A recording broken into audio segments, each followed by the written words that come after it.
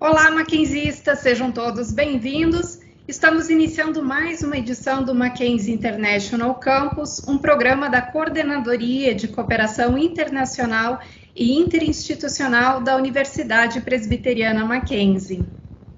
Na edição de hoje, nós vamos falar sobre o tema competências interculturais para o mercado de trabalho globalizado. Estão aqui conosco duas profissionais com mais de 20 anos de experiência na área.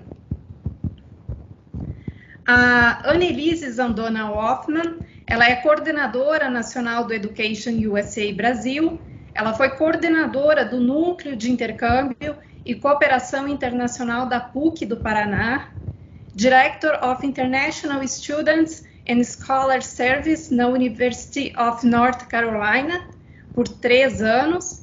Ela lecionou comunicação intercultural nos cursos de pós-graduação da FAI, Centro Universitário em Curitiba, é membro ativo da Associação Internacional de Educação Internacional desde 1999 e também é mestre em Educação Internacional pelo Stitch Graduate Institute nos Estados Unidos.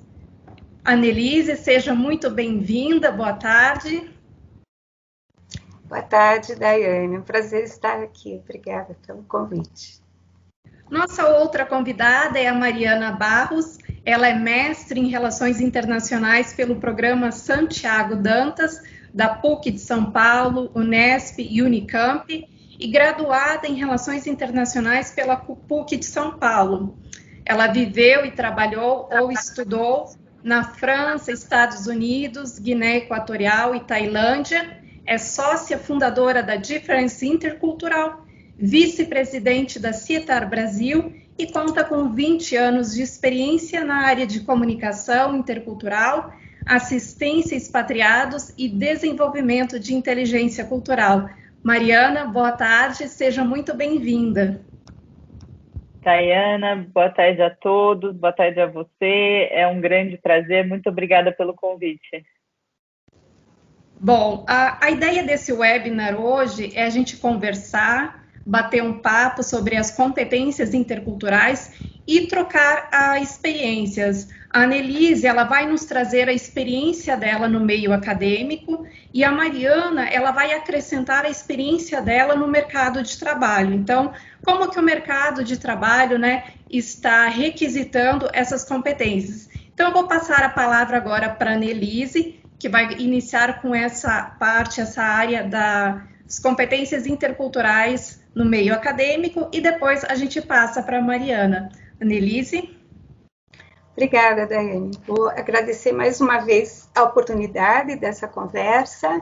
Eu espero que seja para estimular a reflexão dos alunos e do corpo docente, as pessoas da comunidade mackenzista que estão aqui para pensar um pouquinho nesse assunto, que é a competência intercultural, que está cada vez mais presente nas nossas vidas em todos os momentos e na formação de jovens que estão aí começando sua carreira mais do que nunca, E eu queria agradecer o convite de vocês e também a presença do professor Pedro Buch, que é o coordenador da COI.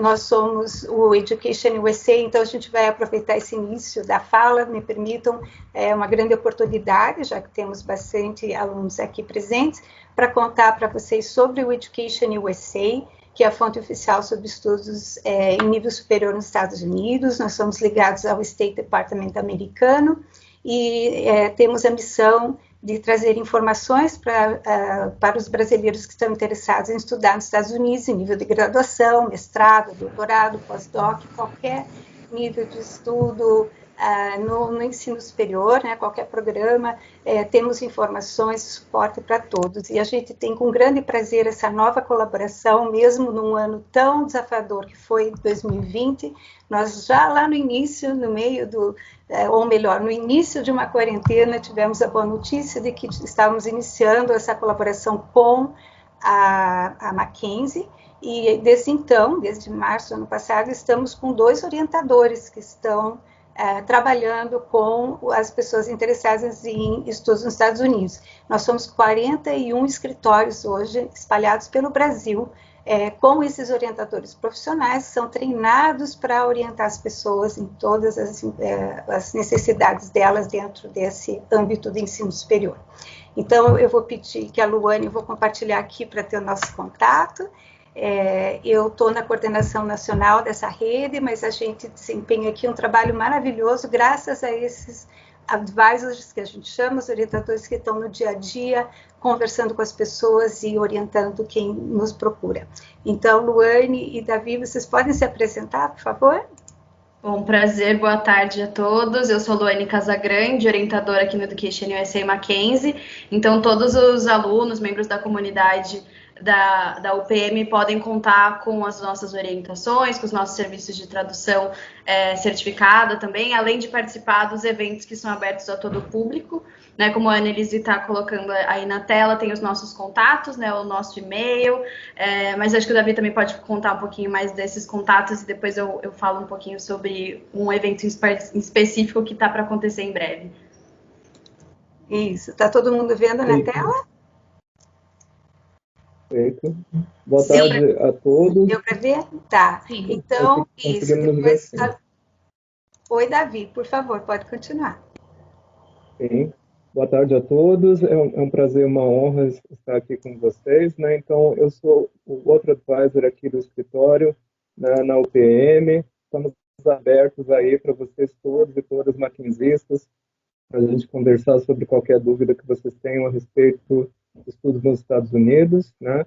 Como a Luane já apresentou no slide, estão aí então os nossos contatos, vocês podem nos ligar durante a semana, de segunda a sexta, né, das 9 às 18, vocês podem nos encontrar, mandar o e-mail também, inclusive tem uma seção dentro do site da UPM, dentro do International Affairs, vocês encontram lá uma aba com informações a respeito do escritório aqui na nossa universidade, né? Enfim, tem inclusive um link para os eventos que a gente faz.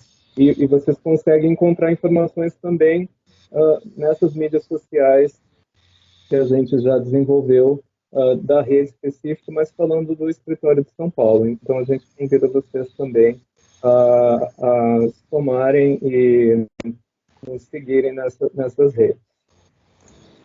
Como o Davi bem colocou, nas redes vocês também encontram o link de acesso tanto para o site do Education USA Brasil, mas eu também coloquei aqui no chat, e tem também as informações para vocês se inscreverem na Feira Virtual do Education USA Brasil, que vai acontecer do dia 22 ao dia 27 de março, que vai contar com mais de 30 universidades americanas falando sobre diversos assuntos. Eu acho que os mais interessantes para o público que está assistindo a gente hoje vai ser falar sobre cursos de inglês, né, cursos intensivos de inglês específico, e também sobre bolsas de estudo, né, que é sempre um assunto bastante perguntado, e é bom vocês também ouvirem das próprias universidades falando sobre isso. É um evento gratuito, online, e que vai acontecer em diversos horários, então eu recomendo que vocês confiram as informações, tem aí também o link de acesso, mas também, se não encontrarem, vocês podem mandar um e-mail para a gente, ou como o Davi falou, ligar, mas o nosso e-mail também é educationusa@mackenzie.br, então vocês encontram a gente em diversas plataformas, a gente está aqui para ajudar vocês. Obrigada. Obrigada a você, Luane. É o que a gente sempre fala, sigam as mídias sociais, e aliás, a Luane e o Davi são excelentes para manter o Instagram, o Facebook atualizadíssimos com todas as oportunidades que fazemos com webinars e os plantões e a live que eles fazem nas sextas-feiras, né? E então contem com esse suporte, né? Aberta a toda a comunidade mackenzista. Obrigada por esse tempo, e vamos entrar no nosso assunto, né?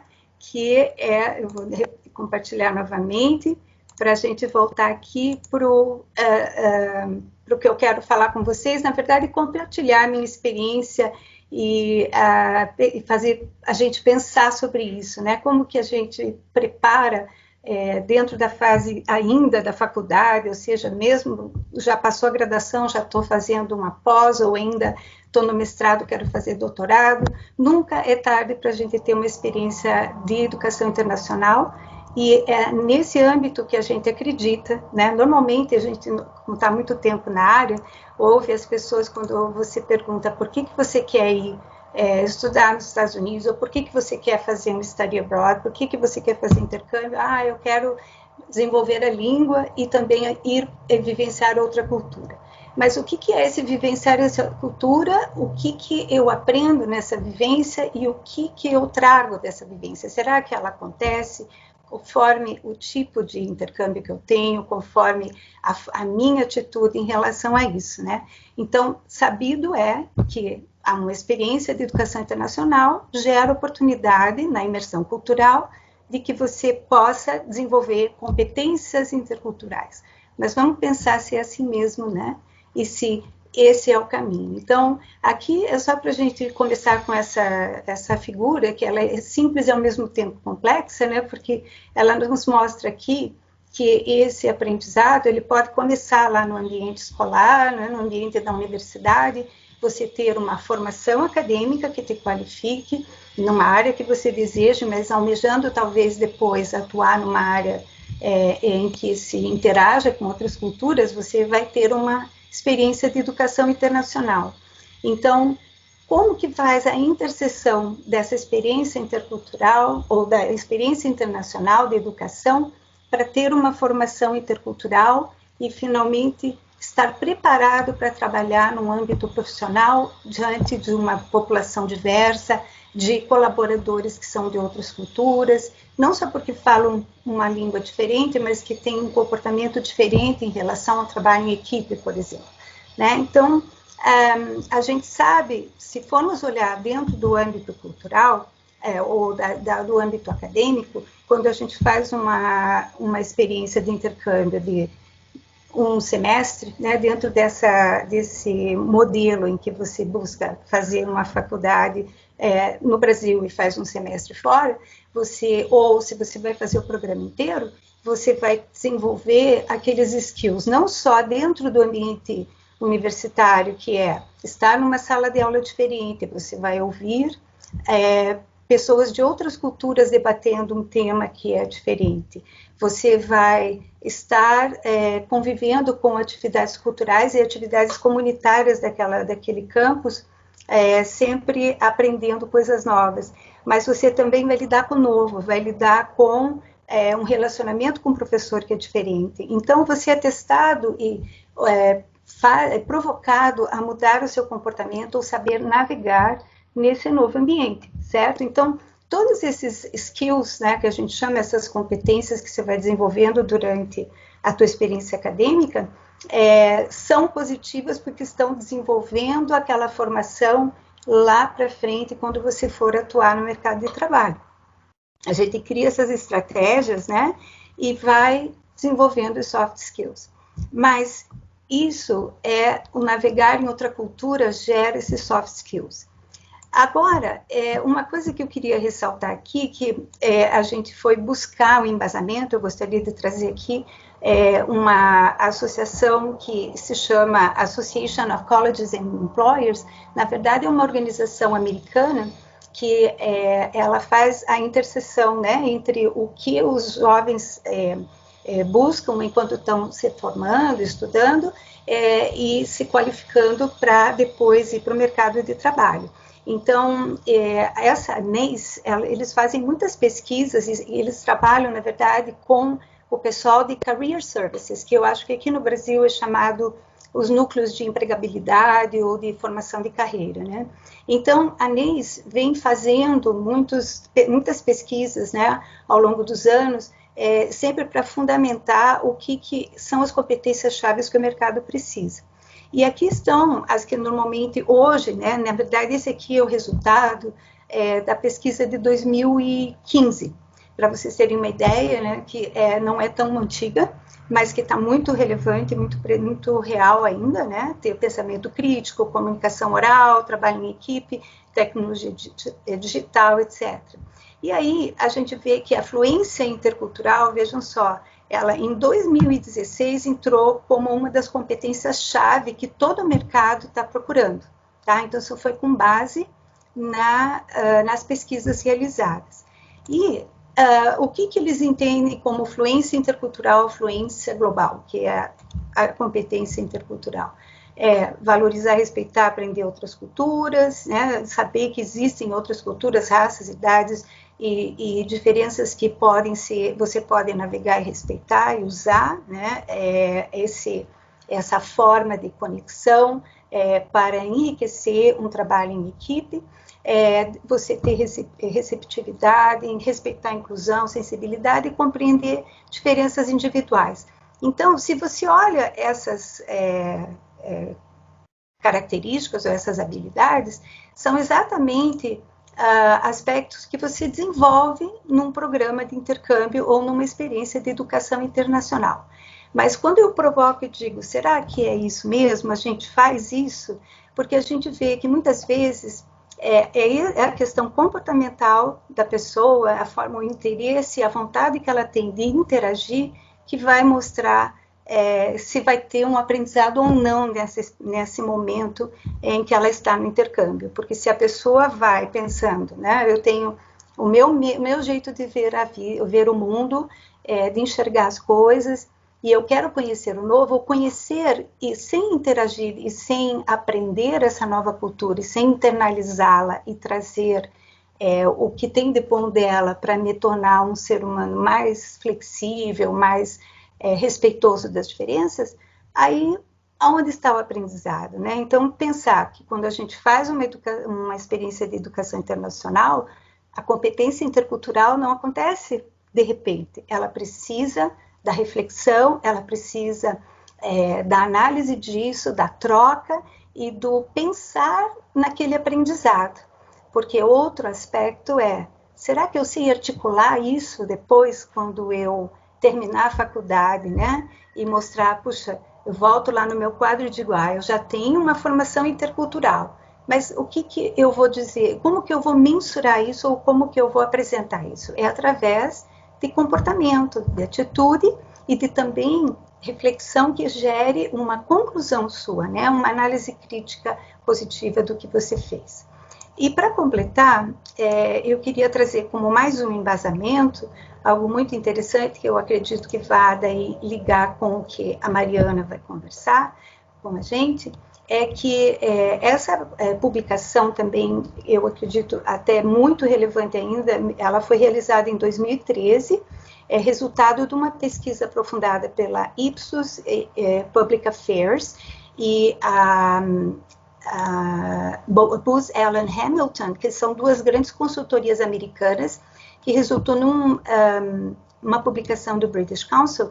Eles fizeram uma pesquisa extensa com empregadores de vários países, incluindo o Brasil. E em toda a pesquisa, a importância da competência intercultural está muito marcada.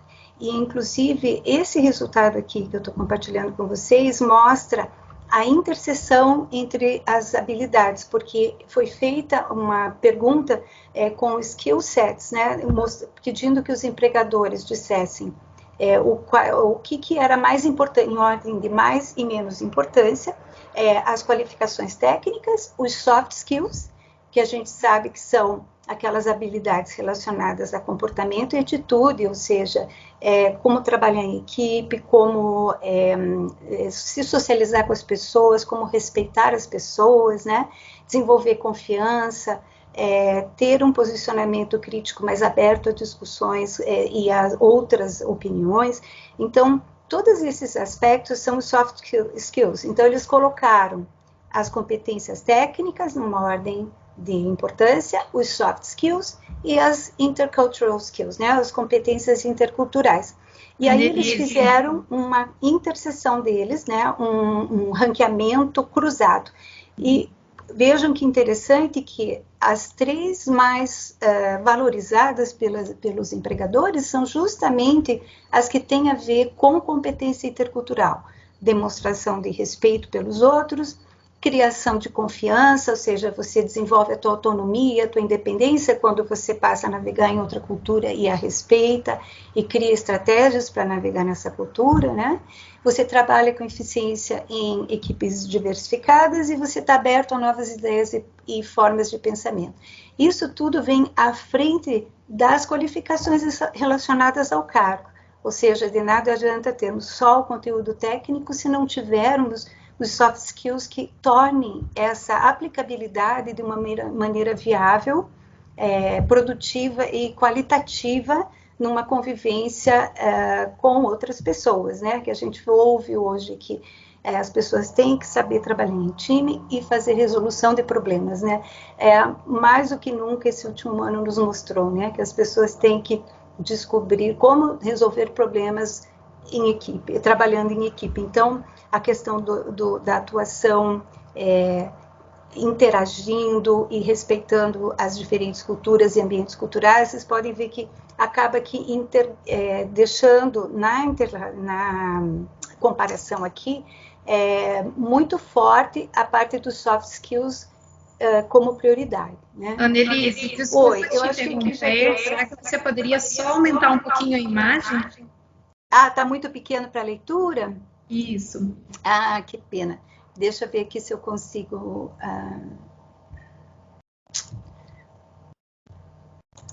aumentar mesmo que saia do... Ou talvez compartilhar a fonte no chat.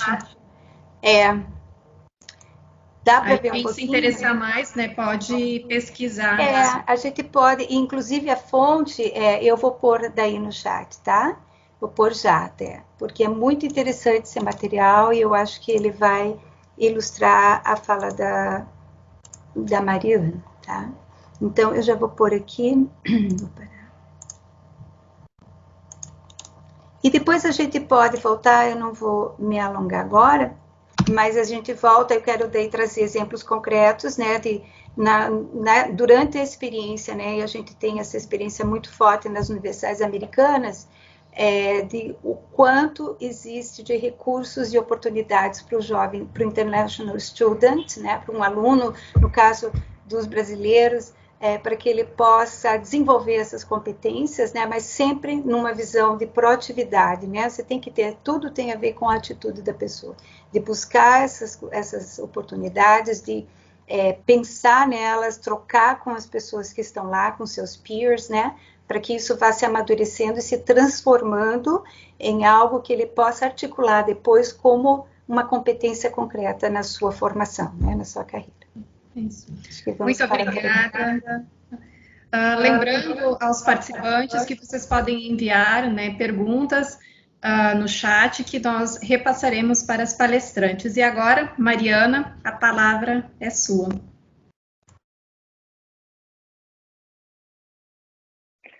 Obrigada, Daiane. Uma vez mais, muito obrigada pelo convite. Bom, acho que fica fácil falar depois da Annelise, porque ela já colocou todo o contexto mais teórico e a minha intenção aqui com vocês hoje é trazer a experiência mais prática disso, né? Então, eu acabo me identificando muito com tudo que ela trouxe e eu costumo brincar, que é muito verdade, que minha experiência intercultural começa porque eu sou caipira. E com 16 anos de idade eu saí da cidade de Batatais, que é a cidade onde os meus pais vivem, e fui para a Grande estudar, fazer colegial na grande metrópole de Ribeirão Preto, né?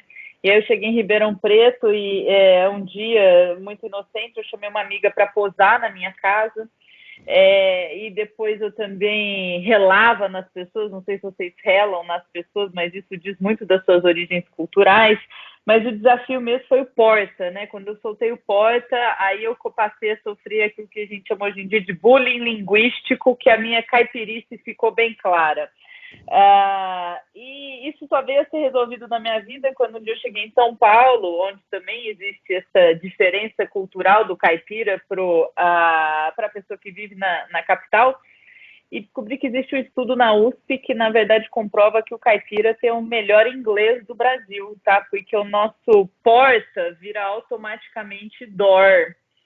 E a partir desse momento, eu descobri que essa questão do empoderamento em relação às diferenças culturais era algo que me fascinava, e é isso que eu faço na minha carreira há 20 anos, tá? Lá de Batatais, eu também saí no meio do Colegial Ribeirão, fui ser intercambista na França, então vivi tudo isso que a Annelise trouxe, e digo que eu tive a sorte de ter sido, talvez, ter feito intercâmbio no último ano em que não existia internet no mundo, né? Que foi lá em 97, 98, então já estou contando minha idade para vocês. Falava com os meus pais uma vez por mês, que era extremamente caro falar no Brasil, isso me obrigou a ter uma experiência profunda da cultura francesa, né? Então, eu acho que existe esse questionamento sempre, né? Morar fora te faz competente interculturalmente? A Annelisa trouxe de maneira muito apropriada. Não, morar fora não te faz competente interculturalmente. Você tem que poder refletir sobre essa experiência, você tem que poder digerir essa experiência, elaborar essa experiência. Isso ficou muito claro quando depois voltei para o Brasil, fui fazer relações internacionais na PUC e percebi que da minha sala, apesar de muitas pessoas terem morado fora, poucas eram aquelas que tinham verdadeiramente inserido, né, a experiência multicultural dentro de suas identidades. Enfim, que era algo que me fascinava. Entrei na faculdade para ser diplomata, mas me apaixonei pela área intercultural, que vocês imaginam que pode, né, os conflitos que gerou dentro da minha família, mas hoje isso aí está tudo resolvido, então comecei a trabalhar numa consultoria intercultural e desde 2007 eu tenho a minha própria consultoria intercultural. Basicamente, aí o que eu faço é auxiliar expatriados que vêm morar no Brasil com as suas famílias a se integrarem no Brasil, tanto no âmbito pessoal quanto no âmbito profissional. Brasileiros que vão morar fora, o mesmo tipo de auxílio, mas já são alguns anos que a gente tem trabalhado não só no nicho dos expatriados, que é algo muito particular do mercado brasileiro, que é ainda um mercado muito pouco desenvolvido para as questões interculturais, mas a gente já tem conseguido, mesmo no mercado brasileiro, trazer a ideia de desenvolvimento de inteligência cultural para o profissional global virtual. Tá? Então, cada vez mais eu trabalho com times para desenvolver isso que a gente chama de competência da inteligência cultural, que é a competência para qualquer pessoa que queira ter um trabalho mais global e mais virtual, né? Porque virtual, que é mais fácil de falar, depois eu volto para o global, porque virtual a gente entende que no mundo virtual as diferenças culturais se acentuam. Tá? Exatamente porque a gente perde a oportunidade de ter aquela familiarização física mesmo com a diferença cultural. Eu sempre brinco, você tem um time no Brasil, está lidando com os chineses, a coisa não está fluindo muito bem, manda os brasileiros para a China, deixa eles tomarem o soju lá com os chineses, conhecerem a comida chinesa, passear um pouco pela China. Esses brasileiros voltam muito mais empáticos a esse relacionamento com os pares chineses, né? Agora a gente não está tendo essa oportunidade. Então, o choque cultural ele acaba se acentuando no mundo virtual, que acho que a gente já sabe que ele pode até não ser 100% da nossa vida de agora em diante, se houver um fim da pandemia, mas ele certamente vai ser muito mais relevante do que ele era pré-pandemia.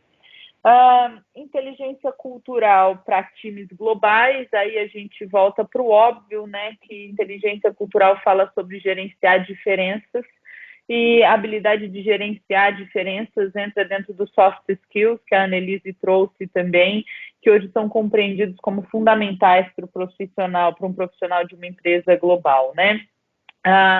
O que é gerenciamento de diferença cultural? Desde a gente ter um autoconhecimento sobre a condição do brasileiro de ter uma compreensão flexível do tempo, né? E isso é totalmente diferente de um alemão que tem uma ideia e uma valorização do tempo controlado, que eles vão até dar o nome de time management para isso, né? Então a gente não diz que o brasileiro nos falta time management, a gente diz que nos sobra uma compreensão flexível do tempo, que em realidade nos ajuda a negociar com quase metade do mundo, tá? Que também tem essa compreensão flexível do tempo. Então a gente pensa México, América Latina, Ásia, África, enfim, tempo controlado é uma coisa bem eurocêntrica, mas a gente não precisa entrar nesse assunto agora. Então, a gente vai desde trabalhar essas habilidades de adaptação do conceito de tempo até gerenciamento de comunicação, que talvez seja o desafio mais prático mesmo que o profissional encontra em empresas globalizadas, e a gente divide o mundo rapidamente, né, em culturas que se comunicam de maneira direta, culturas que se comunicam de maneira indireta. Em geral, culturas que se comunicam de maneira indireta se sentem agredidas por pessoas de comunicação direta. É aquela hora que você recebe o e-mail do americano só no título, né? Please send me the report by Friday. Né? Por favor, me mande o relatório para sexta. E aí o brasileiro vai ficar chateado, pô, o cara não falou meu nome, não perguntou como é que eu estava. E do lado do americano, ele é aquele que é pego na nossa velha forma de comunicação altamente complexa, né? De, não, vou dar muito obrigado pelo convite, eu dou uma passada mais tarde, né?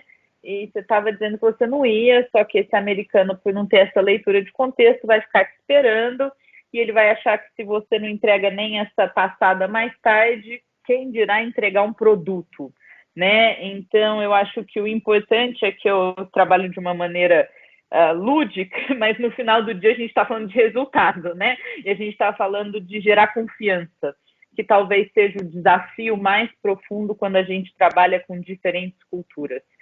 Como construir relacionamentos de confiança.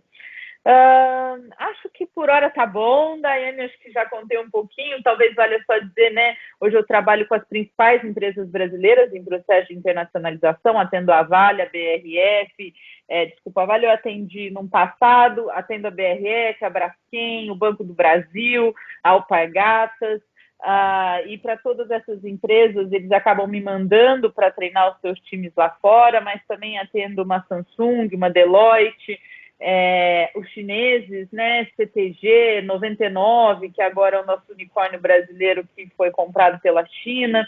Então, esse aí meu dia a dia e estou à disposição para a gente comentar as perguntas que possam vir aí da audiência. Obrigada. Muito obrigada, Mariana. Então, nós vamos agora para a segunda parte, né, que são as perguntas. E eu vou começar, então, com uma pergunta para a Annelise, né? Annelise, a gente gostaria de saber um pouquinho, nesse seu trabalho com educação internacional, né? Como que você observa a evolução das competências interculturais no meio acadêmico nos últimos anos, né? Como que esse termo chegou às universidades, ou até mesmo ao departamento do governo americano onde você trabalha, né?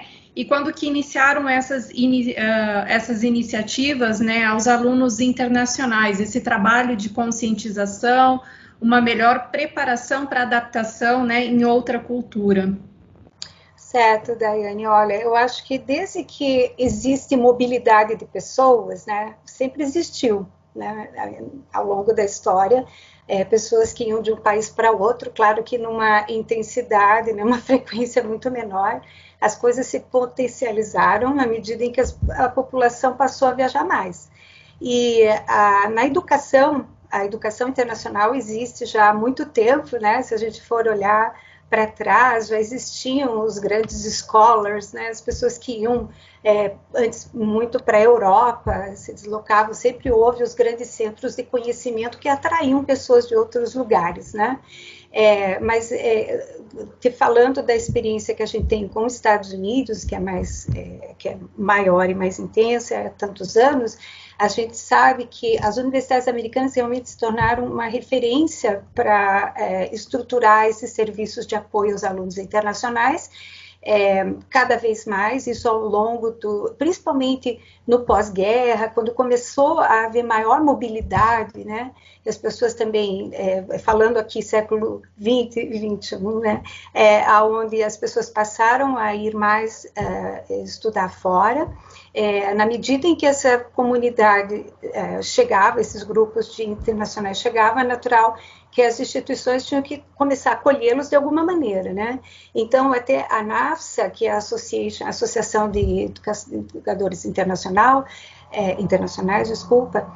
já existe há muitos anos. Na verdade, o acronym, né, a sigla é National Advisors. Eles não mudaram porque era muito enraizado esse nome, mas ele foi criado há muitos anos, acho que foi nos anos 50, como uma organização de pessoas de advisors, de orientadores que atendiam lá nos Estados Unidos, né, a todos a comunidade, começaram a atender a comunidade internacional. E era muito assim na orientação acadêmica e depois como que ele se acomodava no lugar que chegava e tal. Isso foi crescendo e hoje a NAFSA tem, nossa, muitos membros do mundo todo, todas as pessoas que trabalham com mobilidade, né? E à medida que tem mais jovens estudando fora, né, você tem que ter estrutura. Vocês têm esse exemplo na Mackenzie, né, que vocês acolhem jovens e que precisam dessa adaptação, né, não só de saber a questão acadêmica, mas de onde vou morar, onde vou ficar, como é que eu falo com o professor, como é que eu interajo com as pessoas, como é que é a questão do tempo, que a Mariana colocou bem, né, na convivência você vai vendo como que são as referências, né, as frames que a gente tem, os hábitos que a gente tem, que a gente aprende, cultura a gente aprende, ela é aprendida e compartilhada. Então, por isso a gente diz que a competência intercultural pode ser desenvolvida, porque você pode aprender outras culturas e internalizá-la e passar a navegar nela.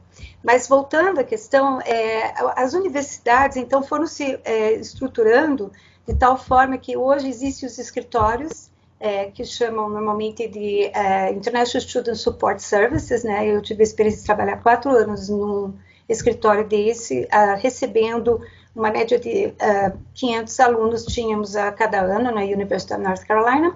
E o que você faz? Você faz algumas ações muito importantes que envolvem o que a gente chama orientation, né? uma orientação na chegada, que é o acolhimento, onde você já prevê o apoio que tem que ser dado àquele jovem ou àquele futuro estudante que tem suas necessidades não só acadêmicas, de se matricular, de saber quem são os professores, o que ele vai estudar, como também, como eu falei, você está indo para um outro país, você tem que ter sua acomodação, tem que ter plano de saúde, etc. Então, foram se criando profissionais que aprenderam a levantar esses recursos, né, os International Educators tem essa preparação, não só de entender o sistema educacional do seu país e do país daqueles alunos que vêm para cá, para o seu país, né? Como também do suporte das necessidades básicas mesmo, né, de adaptação que ele precisa. Então, essa orientação envolve esse suporte, é um programa fantástico que se tornou muitas vezes modelo para outros países também, para as instituições sempre terem esse acolhimento estruturado. É uma coisa que muitas vezes é mandatória, né? É obrigatória, o aluno tem que chegar e participar, porque ele precisa daquele tempo de adaptação. Existem atividades, e não tem melhor maneira de você fazer essa aculturação, esse acolhimento, do que atividades culturais sociais, né? Então, você valorizar, cada um trazer a sua cultura, e a gente costuma dizer, nada melhor do que a gente se autoconhecer, e uma das coisas que a gente diz que é onde você desenvolve um soft skill fazendo intercâmbio, é o autoconhecimento, porque ao momento que você aprende a navegar em outra cultura, você faz o contraste, né? Puxa, no Brasil, tempo não é tão importante, o tempo me serve, eu me ajusto ao tempo, né? Desculpa, o tempo se ajusta a mim, né? No Brasil, a gente sempre dá um jeitinho de, a gente vai atrasar 10 minutos porque eu tenho tal coisa para fazer. Então, você faz o tempo se ajustar. Nas culturas de baixo contexto que a gente fala, que a Mariana usou o exemplo dos alemães, ou mesmo os americanos, nós temos que seguir o que o tempo determina. Então, tempo tem um valor diferente. Isso é uma coisa que um aluno precisa entender dentro de um ambiente escolar, senão ele vai chegar atrasado ou ele não vai seguir as regras de uma maneira eficiente e vai afetar o aprendizado dele. Então, essas regras vão sendo criadas atividades, muitas vezes atividades sociais que propiciam esse aprendizado para eles. Então, você cria festivais, existe uma variedade de student groups, grupos de alunos grupos de alunos internacionais, por exemplo, que fazem atividades que vão trazer as diferentes culturas num jantar, por exemplo, ou numa programação de apresentação sobre as culturas. E isso não só desenvolve a sensibilização ou a valorização da tua própria cultura e você perceber a sua cultura, como que você explica para alguém, e daí a valoriza e também passa a avaliá-la, assim como você sensibiliza as pessoas locais. A gente costuma dizer que essas ações dentro das universidades americanas são ações que ajudam a internacionalização interna, né? Então, é algo muito bacana. É uma situação positiva para os dois lados. E isso é, sim, algo que tem crescido muito nos últimos anos. Assim como a gente vê que o mercado de trabalho, a gente mostrou essa evolução aí no interesse das competências interculturais nos últimos 5, 6 anos, eu diria que antes disso, o que é bacana, né, porque as universidades, os ambientes acadêmicos já estão se antecipando, dizendo nós temos que preparar esses jovens, né, não só para eles terem uma experiência saudável, bacana dentro da nossa universidade, se sentir acolhido, mas porque essa experiência durante a formação educacional dá gancho, né, desenvolve talentos que vão ser úteis quando ele for trabalhar no mercado de trabalho, que por sua vez está cada vez mais internacionalizado. Então, eu diria, né, como sempre digo, a nossa referência, por isso a gente se identifica tanto com as universidades americanas, sempre foi muito positiva. Essa experiência é muito bacana, é um belo trabalho. Não é fácil, porque você também tem que sensibilizar o grupo local, né? Desde a pessoa que trabalha na secretaria, vai receber um histórico, né, escolar, de alguém de um outro país que você não entende muito bem ali como é que é a nota, né? Até uma pessoa que trabalha na cafeteria, né, no restaurante, que chega alguém que vai pegar com a mão alguma coisa, porque no país dele, ele não usa garfo, ele vai pegar com a mão. Mas ali naquele país, ele tem que pegar com aquele pegador, etc. Daí, puxa, não precisa, né, você tem que entender, ele está aprendendo. Então, criar situações em que você sensibilize toda a comunidade para essas diferenças, né, e pense no aprendizado geral que tem disso, né?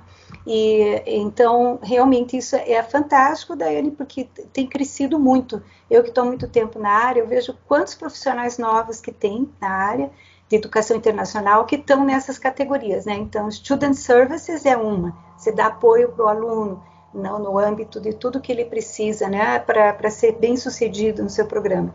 Interculturalidade é outro, que tem um breakdown ali, que você pode só trabalhar com a interculturalidade.